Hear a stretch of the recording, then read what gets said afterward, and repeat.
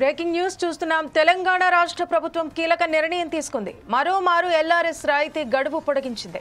LRS ఫీజుపై 25% రాయితీని ఇస్తోంది ప్రభుత్వం. ఈ మేరకు పురపాలక శాఖ కార్యదర్శి శ్రీదేవి జీవో జారీ చేశారు. ఇక మార్చి నెల నుంచి అమల్లో ఉన్న ఎల్ఆర్ఎస్ గడువును ప్రభుత్వం గతంలో ఏప్రిల్ 30వ తేదీ వరకు ఒకసారి పొడిగించగా ఆ గడువును ఆ తర్వాత మళ్లీ 3 రోజులు అదనంగా పొడిగించారు.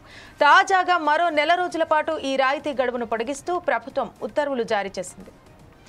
ఇక లేఅవుట్ క్రమబద్ధీకరణ పథకంలో సుమారు 20 లక్షల మంది దరఖాస్తుదారులు ఫీజు చెల్లించిన వారున్నారు. ఇప్పటి వరకు అందిన దరఖాస్తుల్లో కేవలం 6 లక్షల మంది మాత్రమే ఫీజు చెల్లించారు.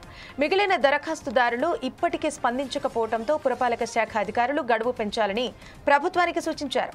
దీనిపై స్పందించిన ప్రభుత్వం రాయితీ గడువును ఈ నెలాఖరు వరకు పొడిగించాలని నిర్ణయించింది.